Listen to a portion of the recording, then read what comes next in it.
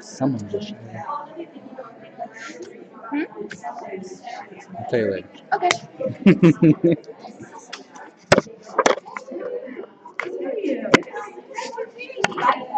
Let's do this one.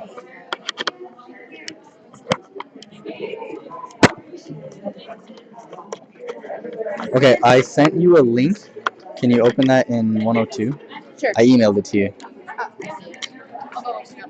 You can probably open it on your phone and check if it works. How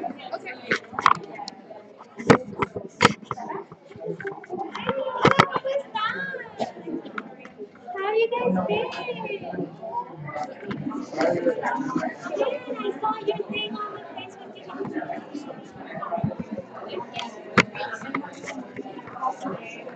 Is it working?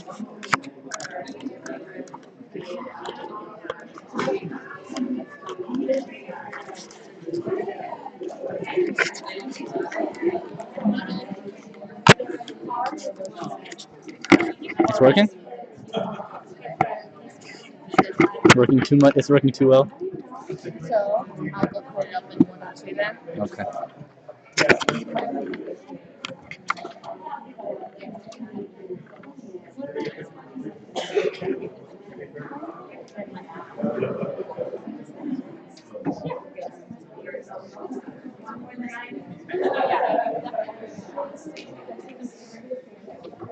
Did you see that forum interview selected?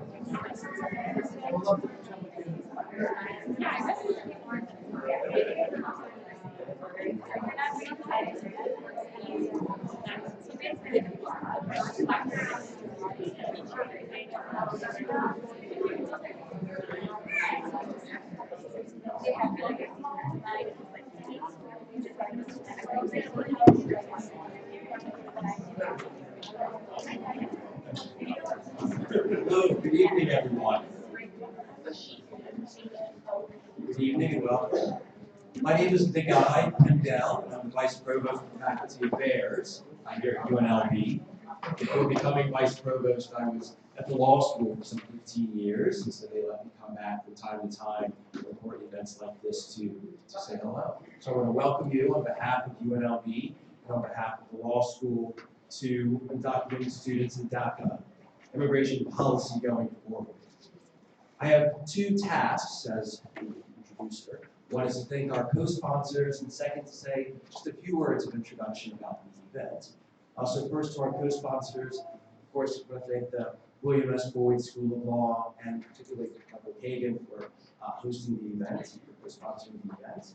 I want to thank the Legal Aid Center for Southern Nevada, especially for organizing a team of pro bono lawyers who will be available after the program to offer individual consultations. I want to thank UNLV and DACA Network, a grassroots organization of UNLV students. And last but not least, the Hispanic Law Students Association, we will soon hear from their president, Monica, who will introduce our academics. As I thought about what to say this evening to introduce this event, I went to a letter that was recently signed by university presidents from across the country, including our very own Lynn Jessup here at UNLV. The letter was in support of the continuation of DACA. And a central part of the statement read as follows: as educational leaders, we are committed to upholding free inquiry and education in our colleges and universities, and to providing the opportunity for all of our students to pursue their learning and life goals. And to me, this summarizes the central role of universities in this discussion. Right? We are a place where young adults explore their own ideas in the world around them, where people are exposed to difference and grow from these many interactions, a place where open and civil discourse is encouraged and nurtured, and finally, a place where we can learn more about ourselves and about the people in the world around us. And so the university can play a central role in helping us understand what these many changes might mean for us and for our society, what we can put together programs like this to inform ourselves as to what DACA means now and what it might mean in the future. And I'm very grateful for the law school and Professor Kagan for putting this on. So with that, I'll choose Martinez.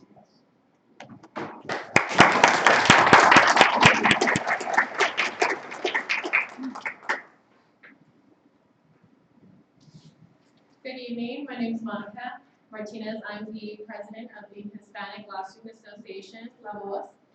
You'll see some of our members, our board members around.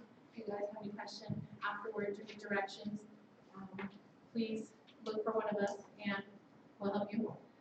So I'm going to introduce today our panelists.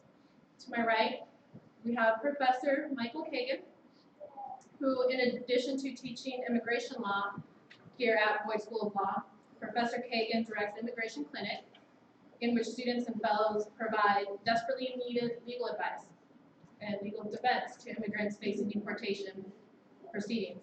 Professor Kagan also consults with the Clark County Public Defender on criminal cases involving immigrant defendants. To his right is Mariana Sarmiento Hernandez. She is a documented undergraduate student at UNLV. She's earning her Bachelor of Arts in Sociology this May. She's the co-president of the DACA Network at UNLV and a Slices community partner. She's hoping to continue learning about and advocating for immigrant rights.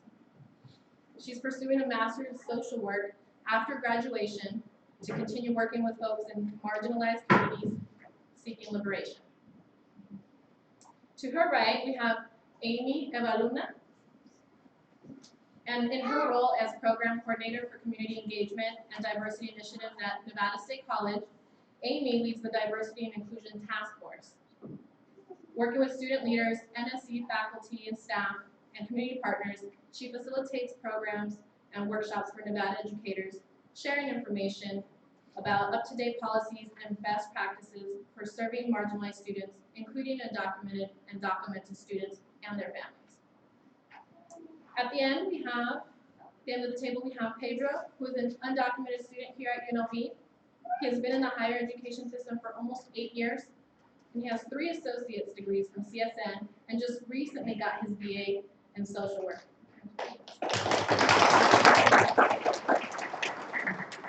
He's planning to go to graduate school to obtain his master's in social work, and he is an active member of DACA Network and SEED through the Center for Social Justice. He's very passionate about education and hopes to one day become a social worker and help non-traditional high school students stay in school and pursue higher education. So So throughout our event here, we'll be having some frequently asked questions. I will be moderating. We're going to start by giving the floor to Professor Davis. Thank you very much. It's customary at an event like this to say I'm glad to be here. I probably am not because as a faculty member, I don't really like that students here are being made to feel anxious because of who was elected president. As a faculty member, I want students to feel anxious about their papers and exams, and not for the reason why I know that people are really worrying about their future and the future for their families right now.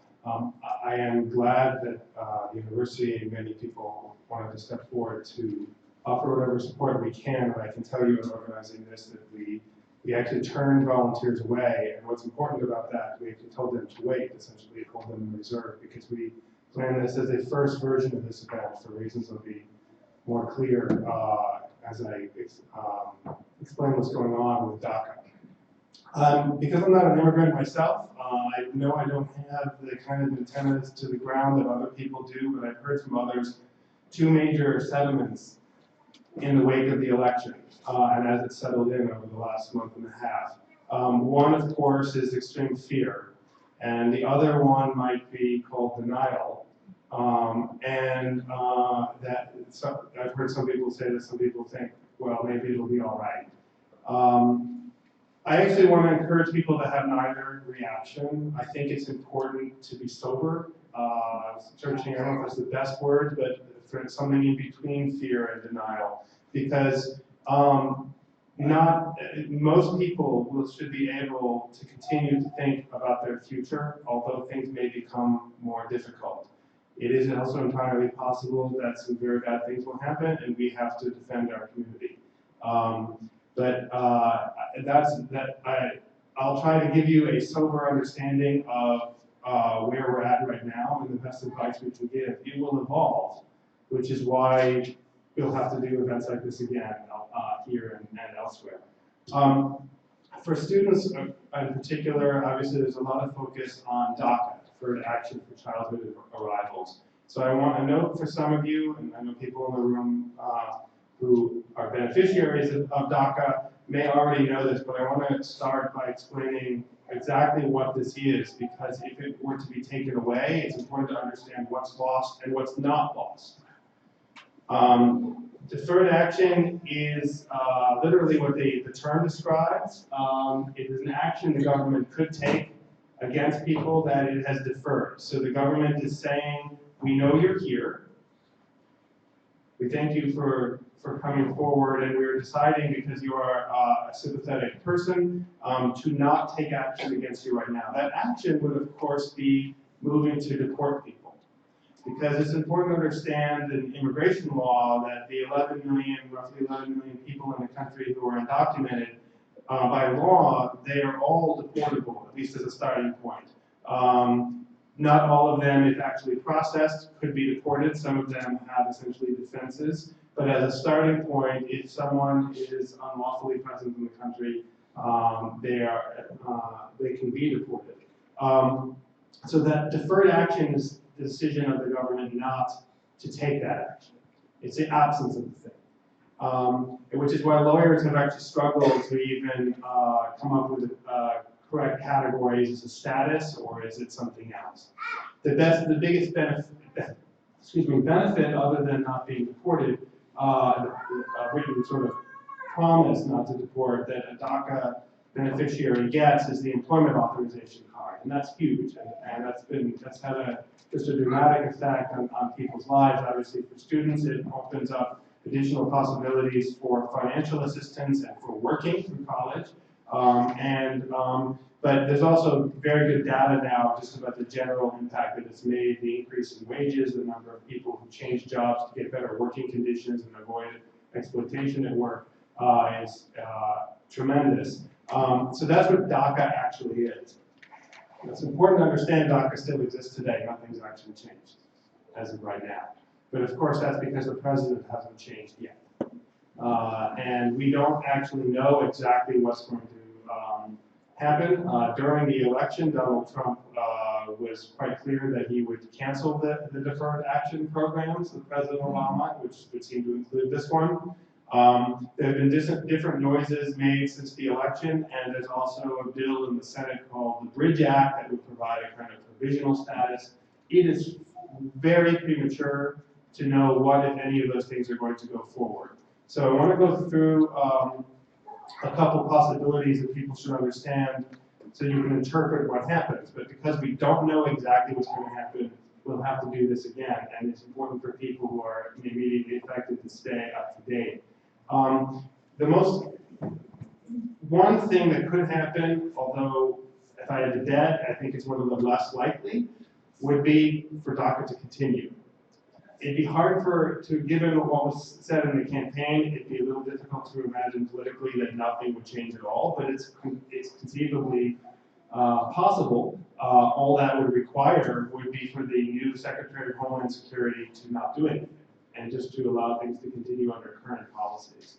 Another thing that could happen would be for it to be canceled, whereby people who have DACA right now would actually have it revoked.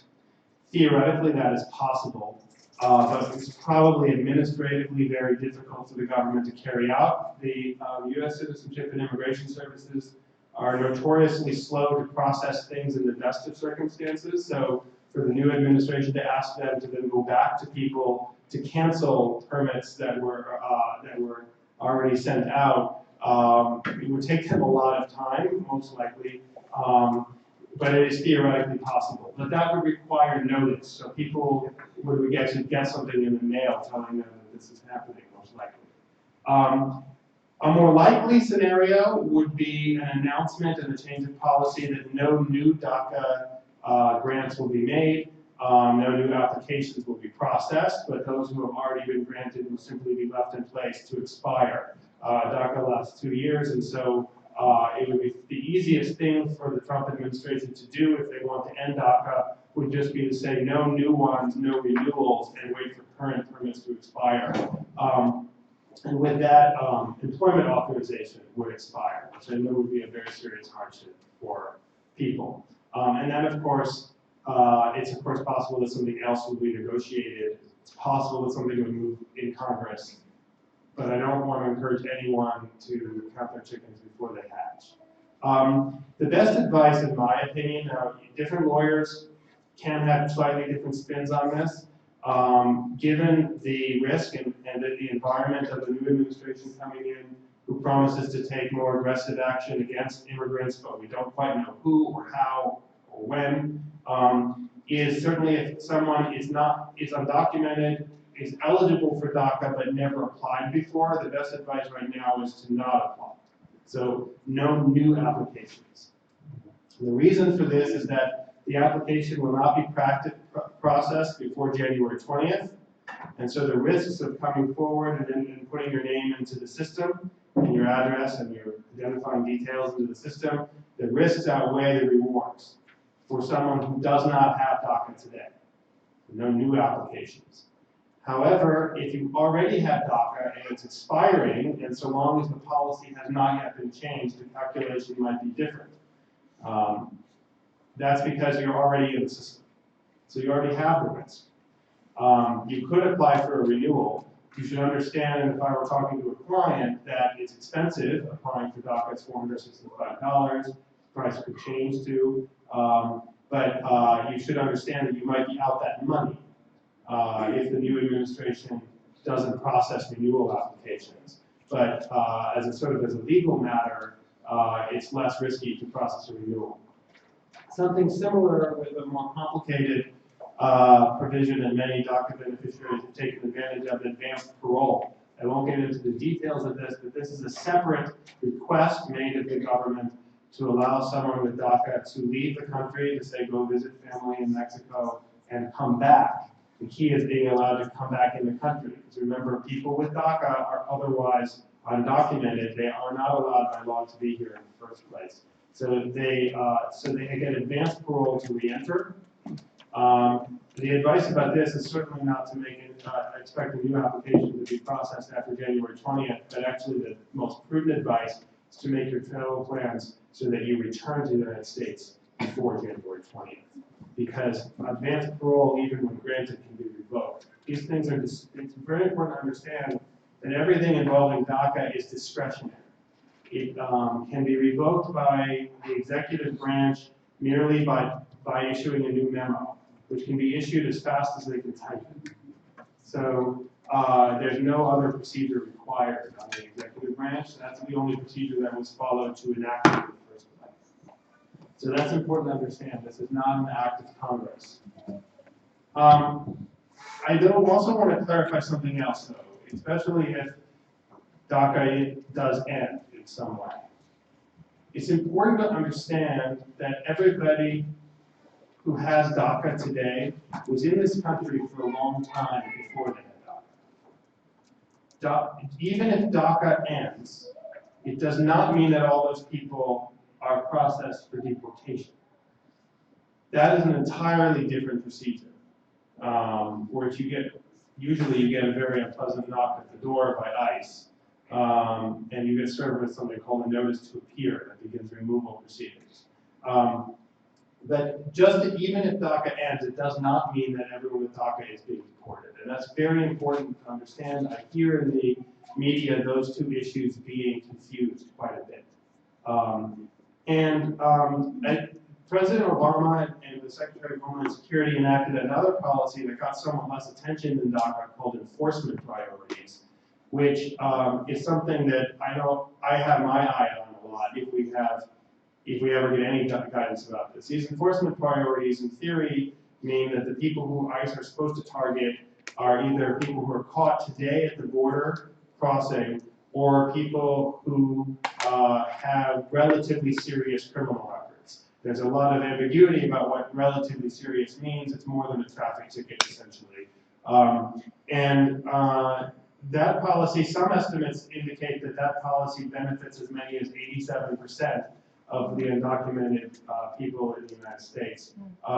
Now, President-elect Trump has said in interviews, as you probably heard, that he wants to focus on criminal aliens, the term he used, and then he said 2 to 3 million.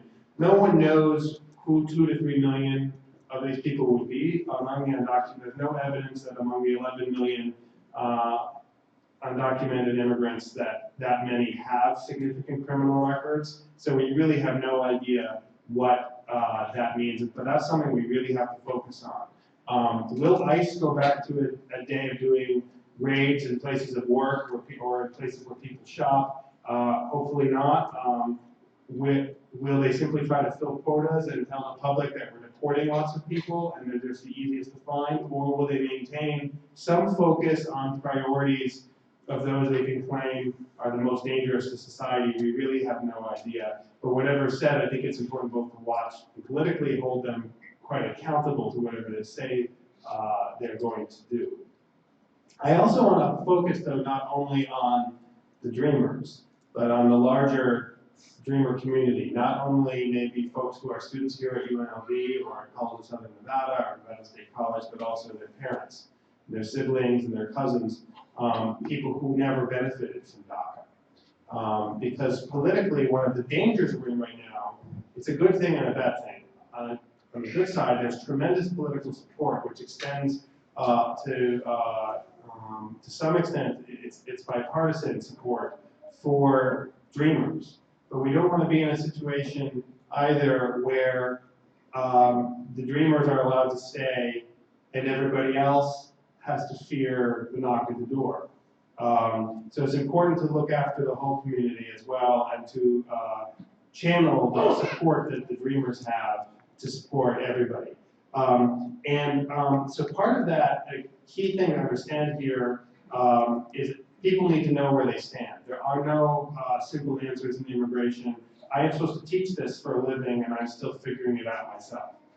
This is an incredibly illogical and incredibly complicated area of law, in which practically every day in the clinic we come up with some kind of problem where my colleagues and I have to scratch our heads and figure out, can we file this application or not? And sometimes we don't know. It's very important to get the best read you can on where you stand and where your family stands. And I would say that among the 11, no, I would never want to be in the undocumented person in this country, particularly now, but among the undocumented people, the dreamers, the people with DACA are the best situated.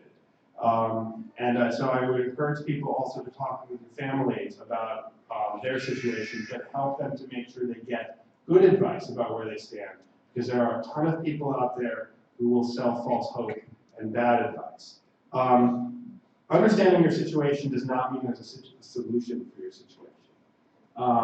That's unfortunate. Unfortunately, a good lawyer, and we have a lot here who will be offering individual consultations briefly, at least at the end of this event, will tell you if your situation isn't good. There are many people, unfortunately, who for a large fee will tell you they can produce a miracle. And of course, whether that's a doctor or a lawyer, it's hard for many people to resist that. It's important to understand that there isn't actually a legal solution for everyone who's undocumented. That's why they're undocumented. One of the problems with immigration rhetoric, this whole idea of waiting in the line, there really isn't a line for most of these people. Now, at the same time, there are things you can do to be prepared. Just like the schools encourage people to tell kids to come home to do fire preparedness and talk to their parents about what to do if there's a fire in your house. Here, to think about what happens if anyone in your family is subject to ICE enforcement is extremely important, and it's good to do this thinking in advance. I know it's not pleasant, but as a lawyer, we often advise people you should think about writing a will, which involves you dying. That's not super pleasant, but it's a good idea. This is very similar. So things to think about, of course, include what would you do with children who might be US citizens and might not be subject to deportation. And that assumes, of course, someone would be deported. If there are any affairs that people need to know, how to access information if someone is hard to reach because they're detained. But beyond that, it's important to know when to fight and how to fight. And in this country, the good thing that still exists so far is that when the government uses its power against an individual, you have a right of due process. And that goes for immigrants subject to ICE as well. ICE does not have the final word on whether someone is deported. They're the police. So it's important to try to know in advance what claims might you be able to make if ICE started deportation proceedings against you. What might be the claims of relief that you could seek? To have some idea where you could go for at least legal advice, if not legal representation. And to know also beyond legal defenses who you can tell your story to. Who can get out and who can let the public know who they're trying to rip out of the community. That's very important as well. And history, we have a long and unfortunate history of anti-immigrant political movements in this country and of government action against immigrants in this country. But it's also clear that telling people stories, making clear to the public what's actually going on, making sure that not only the people aren't in the shadows, but also that the government action is not in the shadows. That has always proven for 150 years eventually to pay dividends and to use the courts and to confront the courts with what the government is doing. But again, to come back to what the purpose of this event is for students, that I know there is reason to worry now, and I can't tell people not to worry. But I also think I can say as an attorney that you should remain focused on the future. It would be a real mistake to go into a cave and hide, because this will be a difficult period. Most people, I do think, will come through it, and if we can find a way for the community here to be stronger and for the defenses to be stronger by the end, I think we should consider that a success worth working for. So I'll stop there. I know there'll be questions later on. The key questions for students is just to understand the way we put the panel together. The law has its limits. People want to know how they can go to school, and I don't know the answers to that. So we have other people. So, for those of you who have questions about how to continue your education or seek further information regarding continued education, we're going to have Mariana Sarmiento Hernandez tell us a little bit about her path and give us some advice that she's found helpful. Hello, my name again is Mariana Sarmiento. I am the co-president of the UNLV DACA Network, which is a student organization on campus dedicated to providing resources and knowledge about foreign documented students, but also advocating for students on the university level and also connecting with community partnership organizations to partner and to fund our communities. So I want to start out by, I think, talking about my story, because I think especially for the students in the room and folks that work with students, it's really important to understand everything that goes around that. So I came with my parents to the United States when I was about a year and a half, actually on Christmas Day, so coming up soon it'll be about 21 years since. And I really grew up like really thinking that I was like American, right? Like really thinking that I had the same opportunities as everybody else. And I know you all have heard this a lot, probably, but I think it got to a point where I was in sophomore year of high school that I was looking at like my friends going to work and people getting their licenses and thinking about college and scholarships and looking online, and the first thing I see is like, you know, illegal immigrants are like cockroaches. And so that to me really just, I think like, especially being like this vulnerable 14-year-old, like it really killed my spirits. And it's easy now to look back on that and say like, I had options, but understanding also that students now in high school, there's a huge gap, right? In understanding about immigration and the history and how hateful people are. So I think really being patient with students and reassuring them that there are people here for them. So I came to UNLV in 2012. Luckily, right when I graduated, DACA was enacted, so I was able to get a work permit to start working the next year in 2013. So since then, I will be completely honest, especially for students who are trying to go to college, it wasn't easy, and it won't be easy. But just because it isn't easy doesn't mean it's impossible. I was, you know, for most of the time actually that I can remember, I was working 2+ jobs with internships on the side, because I'm sure y'all have heard. In order to really succeed as an undocumented person, you need to work twice as hard to get half as much. And that goes for people of color, people from marginalized communities as well.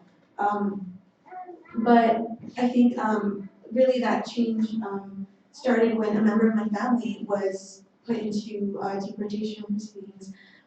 So that really changed I guess it spun my world around, right? Like thinking of the possibility of like my family getting separated. So that kind of fueled me to really act beyond just the university level. Like there's a lot more out there. I can't go to school if my family's getting deported, right? Like I can't be at peace. I can't focus on work if my family's being deported. So I want to talk about the effect that DACA has had, because DACA has been really like crucial in continuing my education. At some point, I actually had to drop out from UNLV for a semester, and that was because I couldn't pay for school, and that was having DACA. So I think I just want to highlight how important it is in really paying for school. What else? DACA also helped me really be open about my story on campus and everywhere else. So obviously I'm afraid of repercussions, especially from my family, but I think that I've gained a lot of support from the community, and I feel a lot more open about sharing my story.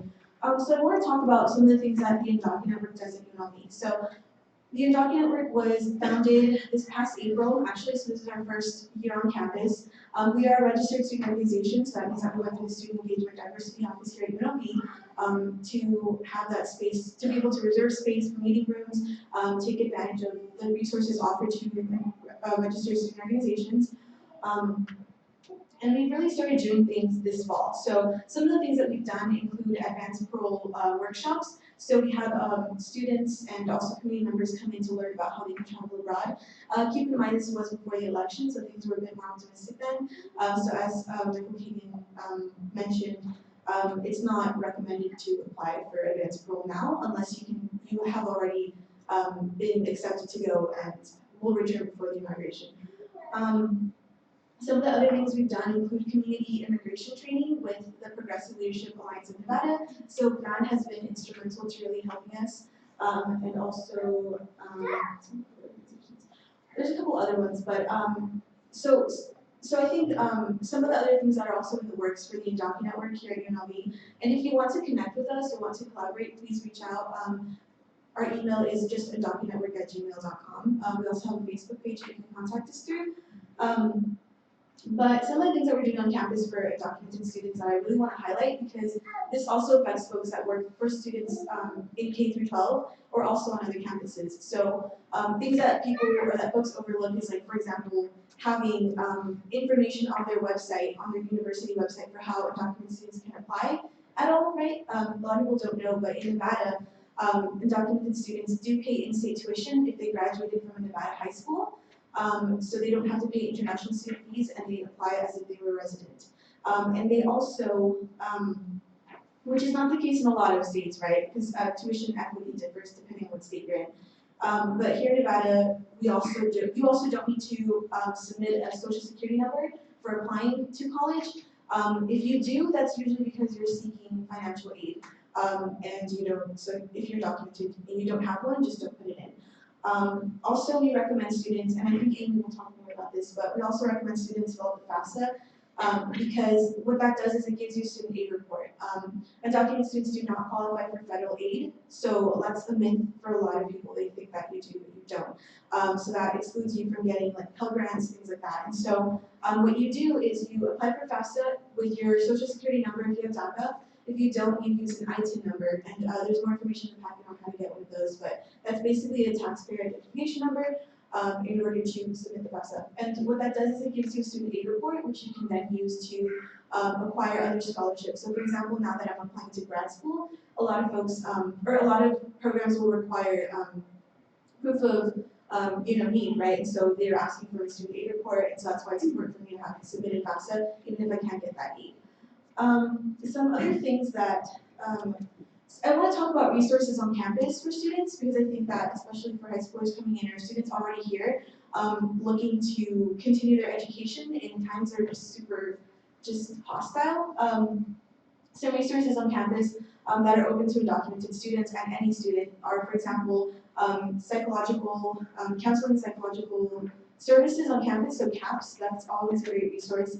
A lot of folks have mixed feelings about that, but there are also other resources on campus, such as the Practice and Marriage and Family Therapy, which does classes regularly. And if you're interested in we're interested in starting a support group also through the university for undocumented students. So if you're interested in that, definitely reach out to us. It can be anonymously or whichever way you like. The Student Health Center at UNLV, you pay your fees, and so you are eligible to go into the Student Health Center. If you don't have any major, if you don't need anything major done to you, it's completely free. So you go and you just get an appointment. I had some issues with my ear this year, so I just went, and it was super easy and quick. So that's something that you don't need to provide citizenship status for. Student engagement and diversity is where all the registered student organizations are housed, and they also provide information about knowing your rights, as a student on campus if you're undocumented or if you protest, things like that. CSUN, so that's the student government here at UNLV. All the scholarships available through CSUN are available to undocumented students, all of them. And so there are a lot there, for example, for engagement, if you're a part of any clubs. There's some for studying abroad, if that's something that you're still doing. And also for a myriad of other things, and those are all eligible to you, no need to provide citizenship status. I also want to talk about, so if you're interested, as Michael said earlier, in telling your story, so if you're going through a crisis, such as like a family member was getting deported or you're getting deported, recently the Nevada Immigration Coalition started sending out emails. So if you're interested in joining that or being on the listserv or even contacting them, please contact Laura Martin at Progressive Leadership Alliance of Nevada. And her email is lmartin@plannevada.org. So just PLANEEAD.org. And also, if you'd like to sign up for our mailing list, also email us because we have a new mailing list coming out every week. Or we try. So my advice, this is something, so we do presentations also to high schools as a form of outreach. So if you're interested in us coming to your school, definitely also reach out to us for that. I always get advice or questions on advice for students looking to go into college that are undocumented, but also advice for folks that are already in college and are undocumented. So some of the things that I want to say if you are undocumented and you're coming to college is really be engaged. So it's super important to join a club and to try to be a part of leadership, especially since if you're graduating, for example, in May, you have a semester left to really, start doing that. The thing is, when you apply for scholarships, honestly, realistically, they look for that. For most of the time, they look for your engagement in activities or in the community. So definitely beyond that, be really careful about how you live your life. I know this is something that I've heard a lot, and I don't want to give legal advice or anything, but I've heard about, for example, marijuana use being legal here, but that not applying to immigrant folks because you are under federal law. And so being really, really careful again about your choices and how that will impact your future. Advice for students at UNLV, if you have DACA and DACA continues, definitely look for, employment on campus because they're very accepting of different work schedules and things like that. And if you have questions about that, definitely reach out to me. But also Pedro will talk later about what it's like if you're undocumented and you don't have DACA, what that looks like, because especially now, with a lot of us being in danger of losing that, we need to know how to just continue forward. And that's about all I have. I'm looking forward to any questions that you may have. I think that there's a lot of you go over, so thank you.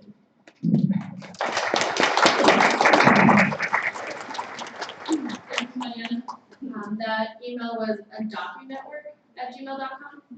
If you guys have any questions or need the other emails or contact information for the organizations or people that she listed or mentioned, please be sure to capture at the end of our panel. So now we're going to hear from Amy and find out a little more about her diversity and inclusion task force and what she does for her students and staff at Nevada State College. Thank you. Well, first of all, I just really want to thank Mariana and Pedro. I'm here today because it's my job, but they're here today because it's their lives.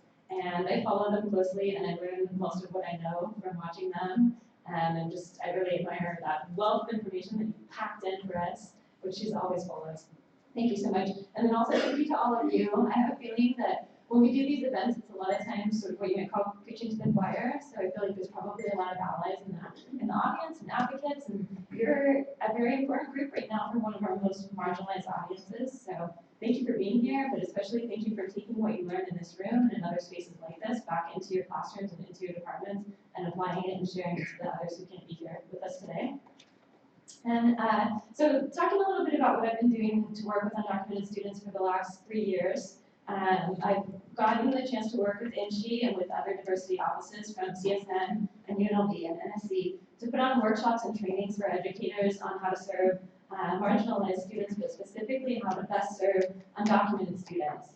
And when we're talking about serving undocumented students, the first question is, a lot of professors will ask, well, how many undocumented students do we have? I don't know if I'm serving these students.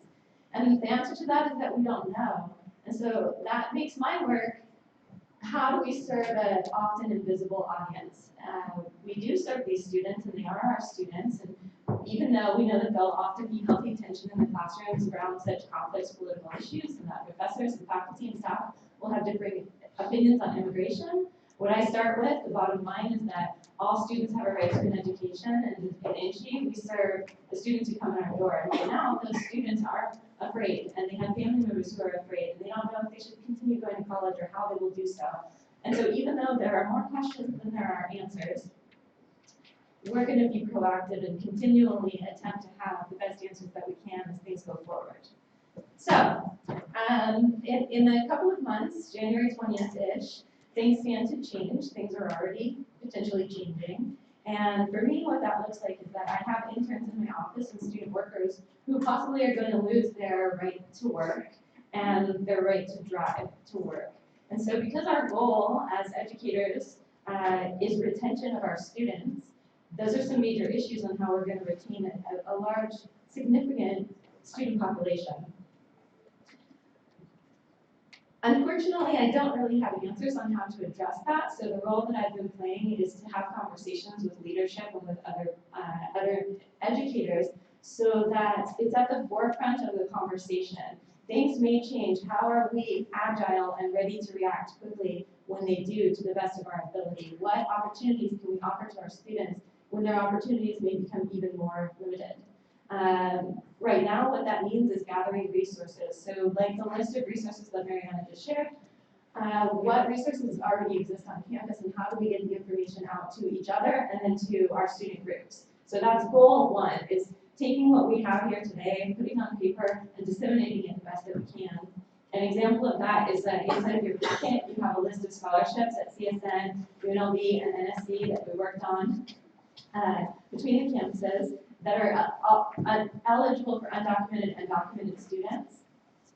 I think I'm going to wait to answer specific questions about financial aid until we do question and answer, rather than attempting to give like very broad answers. But all of these are scholarships that are eligible for our students.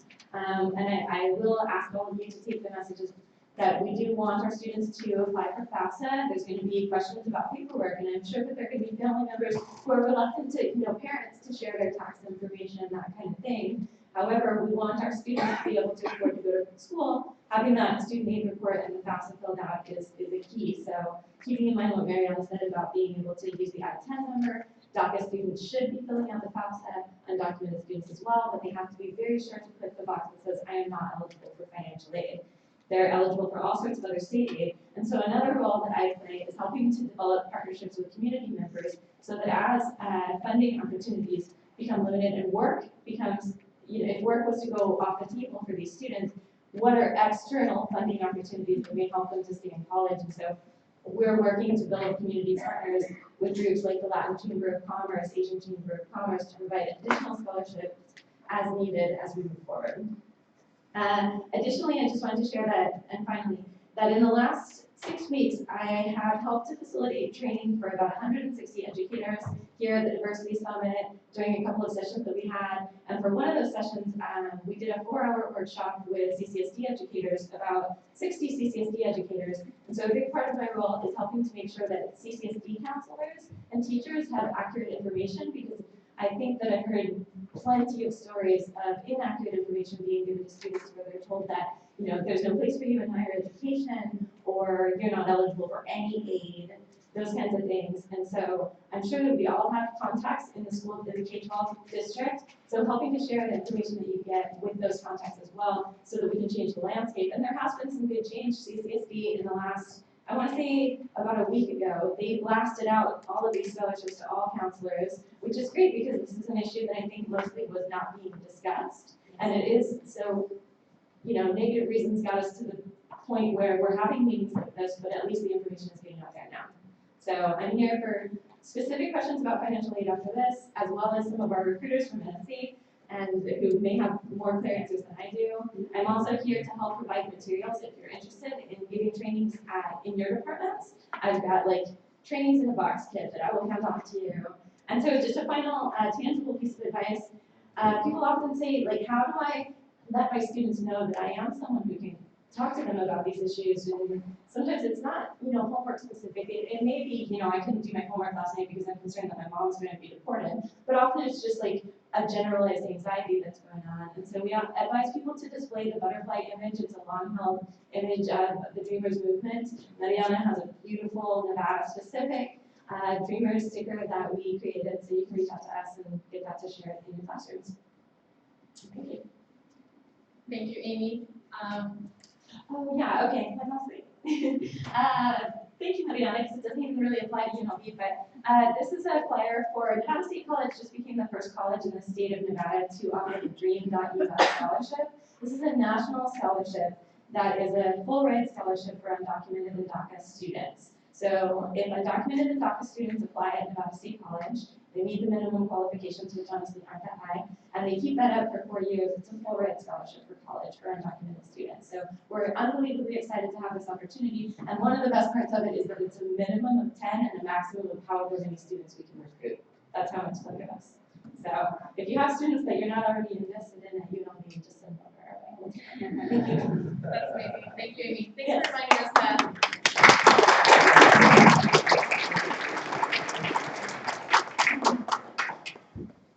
reminding us that documented and documented students are welcomed in their space for all of us as higher education. I see you've got some of those handouts, so can people come see you after this? Yeah, come and see me. There's also some by the door. And what is your email? Amy, which is AMEY, AMEY.evaluna, EVALUNA @nsc.edu. Thank you. Just one letter off. I'm sorry. No. Before we get to a little the frequently asked questions or question and answer section, we're going to give the floor to Pedro, and he can share with us how he's navigated higher education and has been so successful. Hey all, my name is Pedro. I'm also part of DACA network, and I will tell you a little bit about me. So I immigrated to this country when I was 16 years old and 3 weeks. So the reason why my parents and I immigrated to this country is because I have a degenerative eye condition named retinitis pigmentosa. I was losing my vision, and my parents thought that probably I was going to be able to get better resources here in the States. So that's why we moved. So I was full aware I was coming to this country undocumented. But I guess that you got to do what you got to do. And that's what my parents did in order to give me a better opportunity. So that's why we immigrated to the United States. So since I arrived to this country when I was 16 years and 3 weeks old, I didn't qualify for DACA. So my college journey was a bit trickier since there were not that many resources out there for undocumented students like myself. Luckily, I was able to find many people who were willing to give me a hand, many professors, counselors, people from admin. So that's why I'm very, very happy to see many allies here. So they were the ones who encouraged me to keep going. They were the ones who find resources for me so I could continue with my education. And after 8 years, I was able to finish my bachelor's in social work. It took me 8 years, but anyway, at least I did it. So pretty much my message is that even before DACA, there were students that went to college, undocumented students that went to college. Now, there are many, now that we have DACA, there are still many undocumented students like myself that are going to college. And even if DACA gets revoked, there's gonna be still ways to go to college. There are gonna be still students, undocumented students going to college. It's gonna be hard, but it's not impossible. There are some, there are a handful of merit scholarships out there that undocumented people can obtain. Some of those scholarships are Amy and Mariana, they already mentioned some of those scholarships. There are also other resources that you can take a look into, like My Undocumented Life is a really nice resource that you can take a look into. United We Dream. E4FC is another important resource that you can take a look into. They all have a list of different scholarships that are available for undocumented students. So, pretty much, that's all I got. Thank you.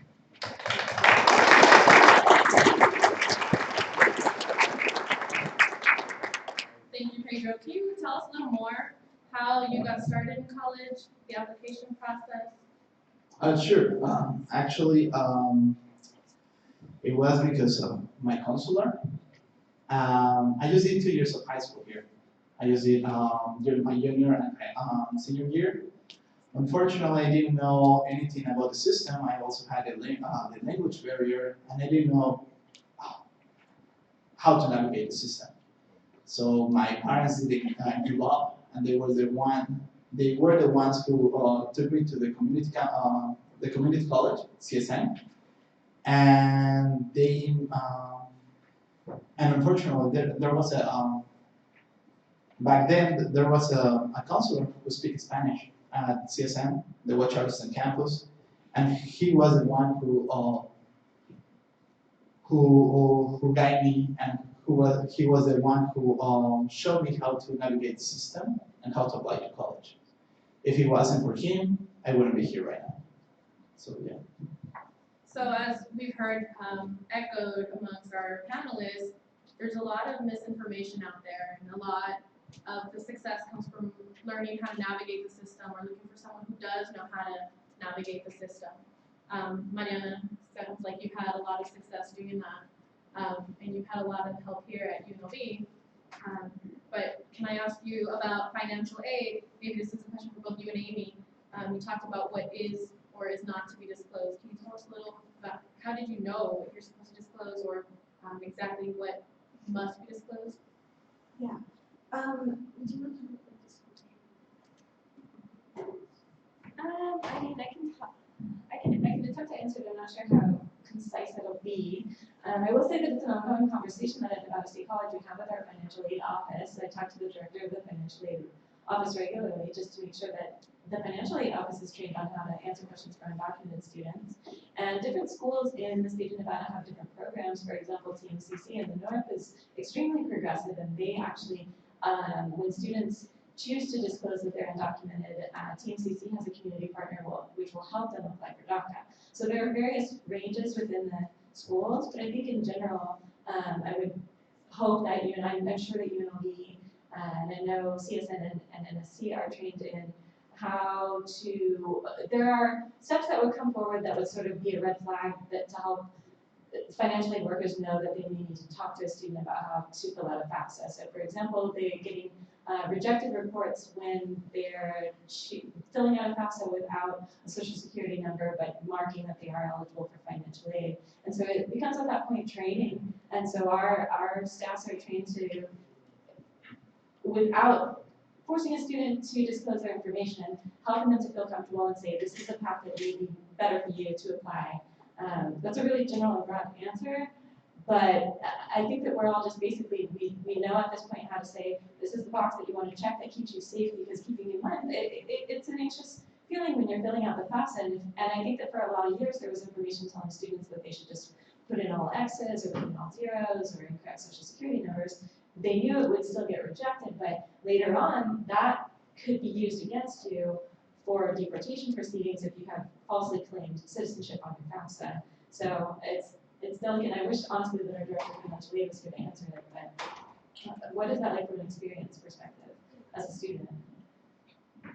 I guess what I understand from your question is like disclosing your status. Is that okay? So I think really understanding like who is putting out the scholarship and if it's someone that has shown like being immigrant friendly. Like so, for example, in student engagement diversity scholarships here at UNLV, like the student government scholarships, we have a student government that's really accepting of undocumented students and understanding. So talking about your story honestly, like in most situations, unless you're applying to like a really anti-immigrant organization, in most situations, sharing your story, it could be the best thing you do.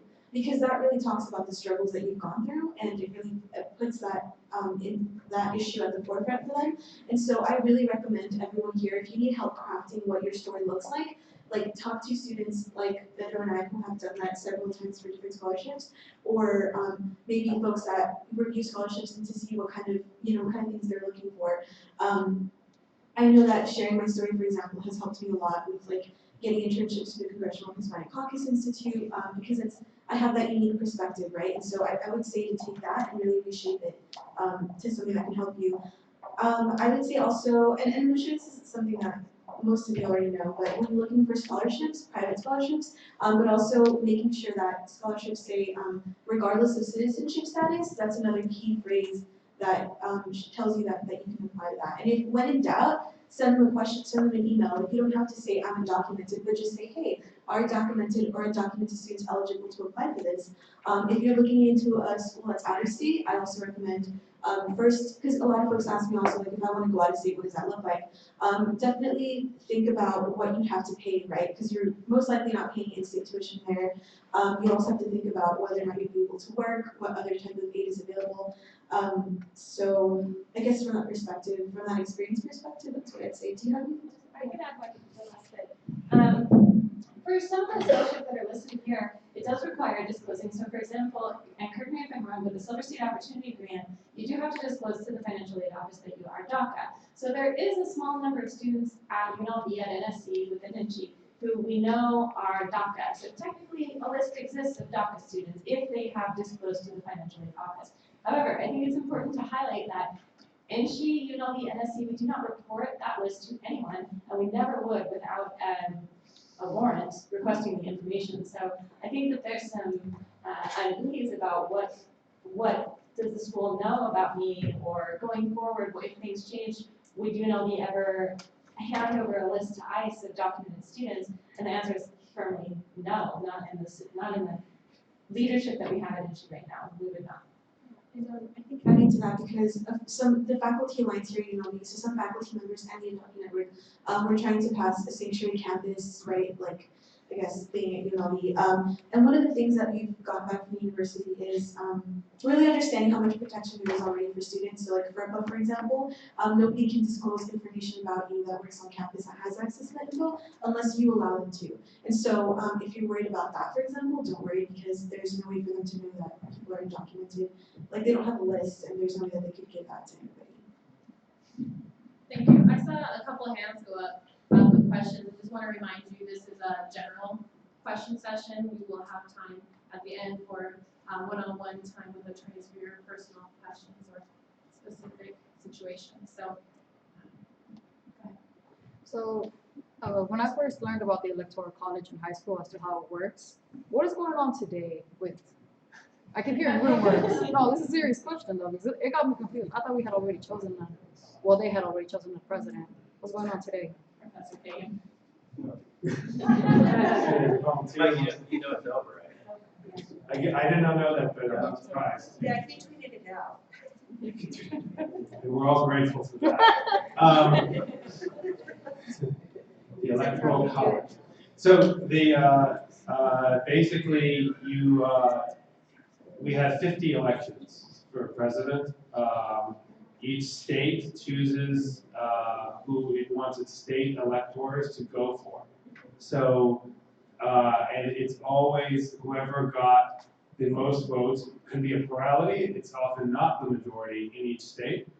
So Nevada's electors went for Hillary Clinton, and Utah's electors went for Donald Trump. And then they meet in their state legislatures today, isn't it? And actually register their votes, which actually, by the way, is still not over. It then has to be ratified by the Congress, which happens in January, I think. Most of these things in most years are formalities that barely make the news at all after the actual election day. This year, because of the controversies about the election, because of the split between the popular vote and the Electoral College, they got a lot more attention. Basically, though, because it's done by states, it is possible to have a split between who becomes the president by virtue of the Electoral College and the popular vote, and it's happened twice since 2000, where the person who got the most popular votes, the most votes, did not become the president. And this is one of those years. Hi, my name is Grace. I also study here as an undocumented student, first without DACA and then with DACA. I wanted to make a distinction. A lot of us that have DACA are afraid of losing our work permit, but I wanted to make a correction because it was mentioned that we will no longer have the right to drive in the state of Nevada. Undocumented people, overall, and students have the ability to apply for a driver's license to keep driving, but we cannot use that as a form of ID. So I wanted to clarify that you're still able to drive, you're just going to have to go back into the shadow pretty much.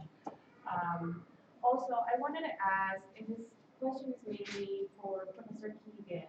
Now that our state has turned Democratic primarily, what is, in your opinion, the likelihood that we undocumented folks and allies here in the state of Nevada can push for a state dream act to pass, similar to the one in Illinois, similar to the one in California, in order for us not to obtain federal funding, but at least to make sure that all students, whether they graduate from Nevada high school or not, can obtain in-state tuition. Prior to that, because of lovely folks in our Carson City and our previous red assembly, we were afraid to bring this forward because then it could backfire. They could take away our in-state tuition. Now that we turn blue, even though we have this horrible administration coming in, what is the likelihood in your opinion that we, everybody here in this room, allies and the people who may listen in later on, to push for this state dream act? I'm going to partially dodge your question, but I'm admitting that from on the outset. That's because you're asking really for a political prediction, and that's not my strong suit. So I think it would be great to push for those things, and I think others might be better able to anticipate what the response would be in the legislature. I think what I would say in what other states are doing, I'm extremely encouraged by what New York City has done and what is being discussed in California, not just because of specific policies about education or about law enforcement, although many of them are extremely good, but because they have moved towards funding locally legal aid for people facing deportation. And I'm really happy to see that put on the agenda, because sometimes in these discussions, there's not enough attention to what it actually takes to defend people one by one.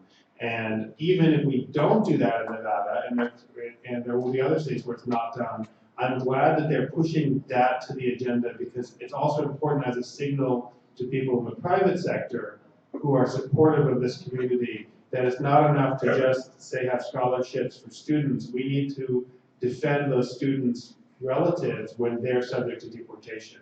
So I'm really heartened to see that it's not done yet, but I'm glad that that's been put on the agenda in other states as well. And I'm sorry for dodging your question, but I did admit it.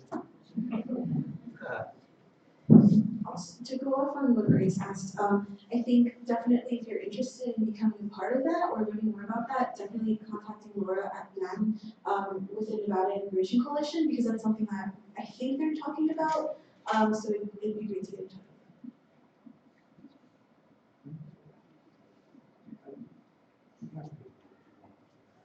A couple more questions.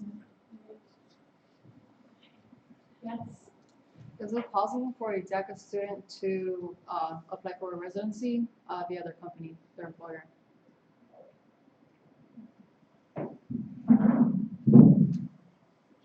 Do you mean, when you say residency, do you mean like a Permanent residence. That depends on individual circumstances. So I would As a lawyer. ask a lawyer individually. Yeah. Yes, in the way.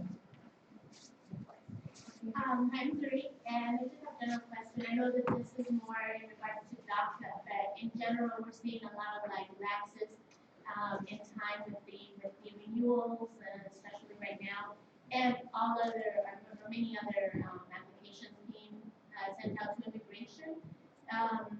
Is there any advice that you can give us in regards to it? Because I know, we have to only apply or reapply or renew 150 to 120 days. But obviously that's becoming a problem. So is there any advice that we can get in regards to the renewal and other immigration applications that are being processed? Unfortunately, the one thing I usually tell our clients that we can say for absolute certainty is that it will be slow. Everything with immigration is slow, and it seems to only become slower. There aren't guaranteed answer times by law. I think it's pretty clear to say that if you file an application today, it's not going to be answered by inauguration for sure. Other than that, it's hard to, when people say how long the wait times are, they're actually just giving you information on past, how long people have waited up till now. That changes all the time, and it typically recently gets worse. So I haven't personally experienced a delay in my renewal, which is something I'm going through right now. But other colleagues of mine who are documented reached out to Harry Reid's office, Javier Rojas at Harry Reid's office, and also Dean Heller's office. Apparently they've been really helpful about helping students like either navigate that or speeding it up. So definitely reach out to them for sure.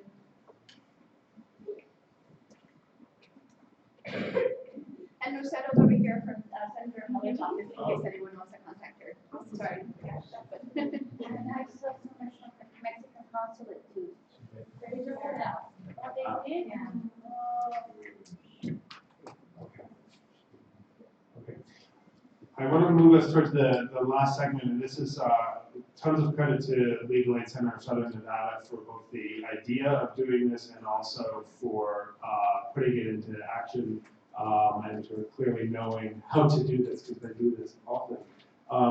We're going to have if you want to get an individual short consultation with an attorney, we have many of the best immigration attorneys in Las Vegas in this room right now. So that all the attorneys raise their hand. Okay? So these are some of the best people. They're people who I would hire to represent myself and my family. I don't want to have to choose which one among them right now.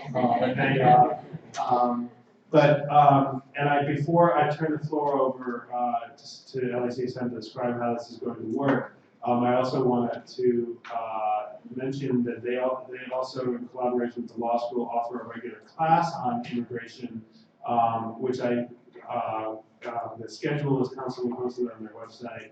And I'd recommend that for both people here and for your families and friends if you think it applies to you. It's very general, but it might give people to ask more focused questions in the future. So with that, I want to introduce Noah Melgary, who is the pro bono coordinator at LACSM, and he is going to describe how this is going to work.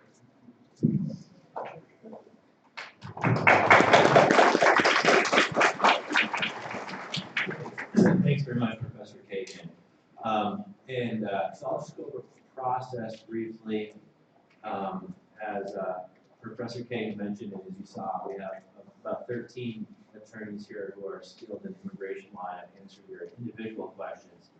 And what we've done is we've reserved some space for those individual consultations to take place, which have some relative privacy.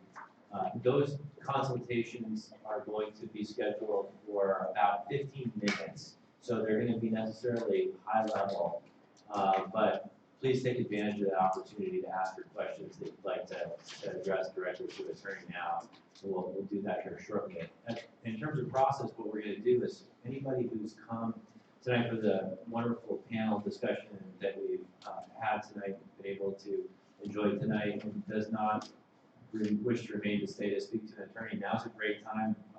Right after I'm done speaking, you're going to be formally dismissed, and then we'd ask you to just go ahead and leave the auditorium. And if you want to have continue the discussion and continue to talk about things that you've heard today, if you could, out of consideration for folks who would like to see an attorney, to just take it out into the hallway or outside, so that we can move on to the next portion in the interest of time. Because what we're going to do at that point, after the folks who are not interested in seeing an attorney have departed, what we're going to do is we're going to hand out sign-in forms, and they're going to be yellow forms with 2 sides. And then please, we also have pens as well. If you haven't brought one of those, then please go ahead and fill those out. We have a number of assistants who are going to help. And once you're done filling that form out, we'll come by and collect those. If you have any questions about any of the information that's requested on the form, please don't hesitate to let us know. But please read it completely and fill it out completely. We'll collect it. And then as soon as we have your form ready, we can go ahead and match you up with one of our counselors who will take you to the consultation area and spend about 15 minutes speaking with you. Does anybody have any questions about that process? What if you need to speak with Amy? I'll be right here. Oh, okay. We're out there. All right. Anything else?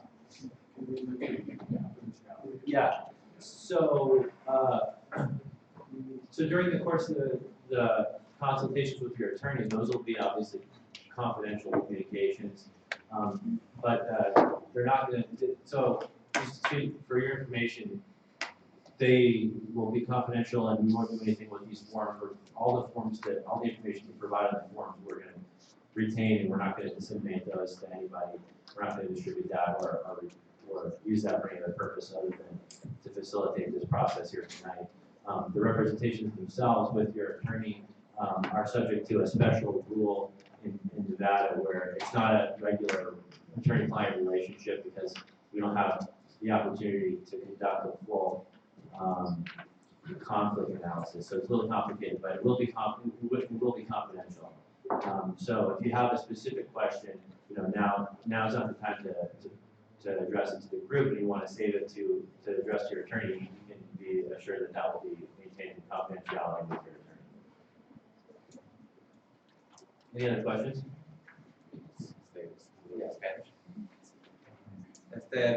Para consultar con un abogado por 15 minutos, te vamos a pasar esta forma. Si lo pueden llenar, por favor. Aquí se esperan y los vamos a llamar para cuando ya estén listos, ¿ok? Unas preguntas y todo es privado, confidencial, entre usted y el abogado. All right, guys, one last word. I just wanted to thank everybody for their time and for showing up today. And as the president of the Hispanic Law Student Association, we advocate for everyone's success, especially in higher education. We ourselves have a mentorship program if anybody's interested in discussing that with us. We ask that you please share correct information and use the resources we discussed today. Thank you to the legal aid center for Nevada.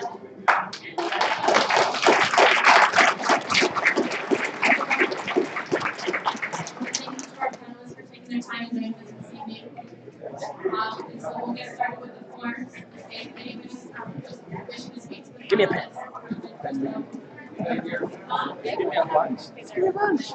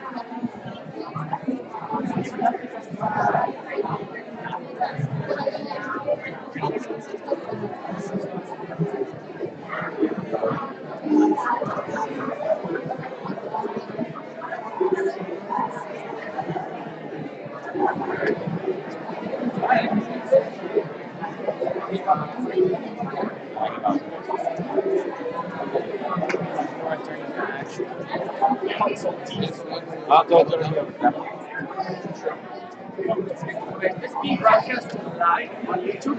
It says this is being streamed in the class. That was live. It is. In the classic.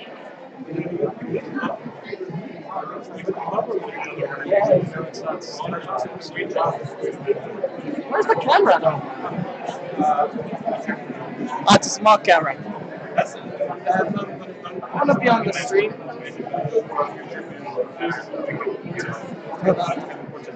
No.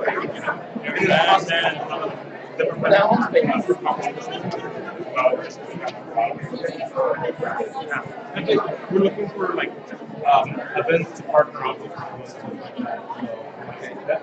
So what exactly is it? So we're for a future, and that's like my personal perspective, right? That's what I have. For a future, outreach, like the legislative session, like that, and also the national level. We're pretty much all the swing states are here in Wisconsin. So we're it's we're a very diverse organization in the sense that every state is different. So in a way we can suggest things, this is super important in this state, and those supports from the top down. So definitely, getting ready for like whatever's going to happen after January 20th is super important. And I could send you an email with more info about my organization. Sure.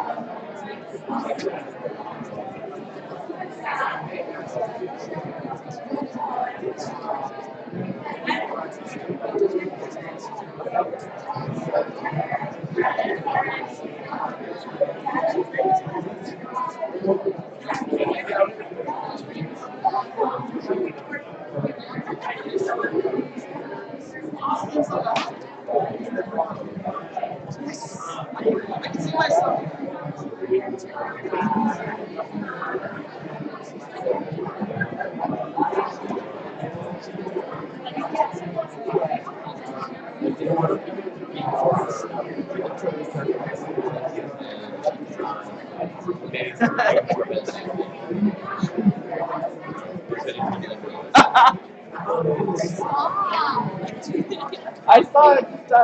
I guess there's a lag. No, it's funny because it's from the side and you go like,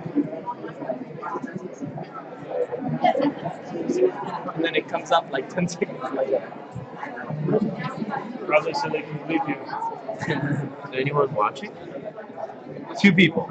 Yay! I'm famous with 2 people.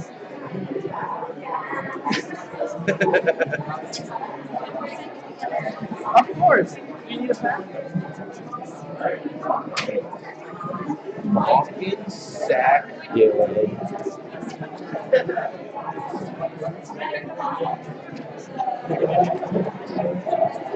One more time. Very good.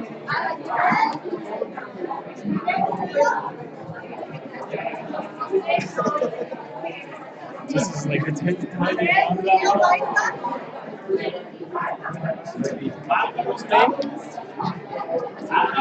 I think you gotta use the mic.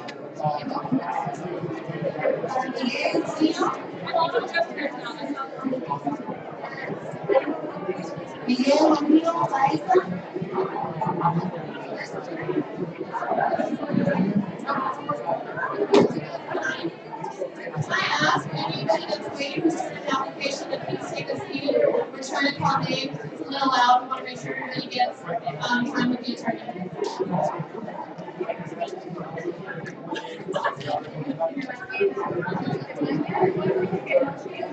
If you're not waiting for the attorney counseling, we ask that you step outside.